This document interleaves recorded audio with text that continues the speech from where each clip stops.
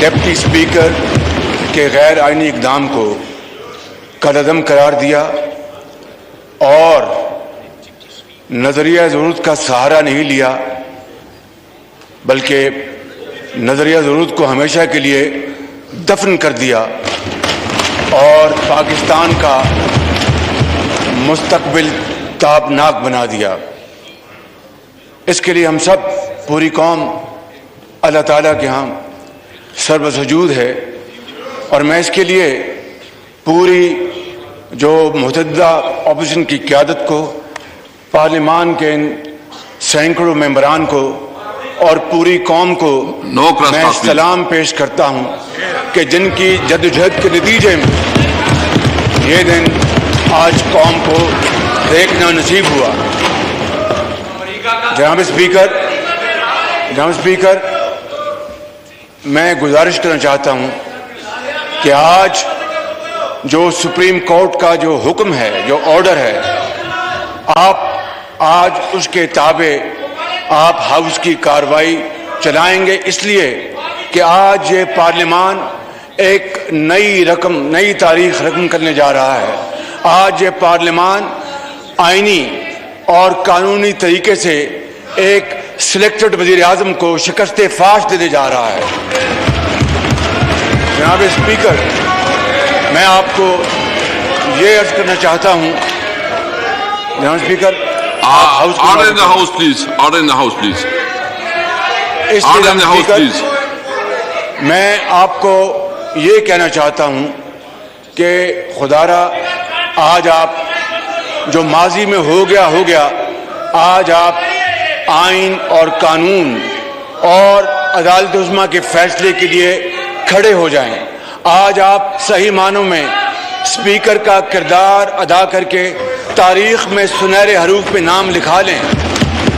یہ موقع، it is a moment.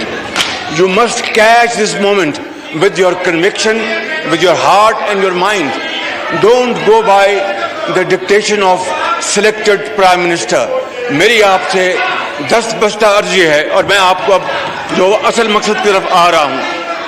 جناب اسپیکر، ان کو آپ چپ کرائیں، میں آپ سے مخاطب ہوں۔ No cross talk, please. جی، میں آپ سے مخاطب ہوں۔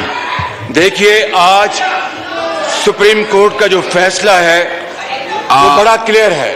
میاں صاحب، میں نے پورا سنا ہے۔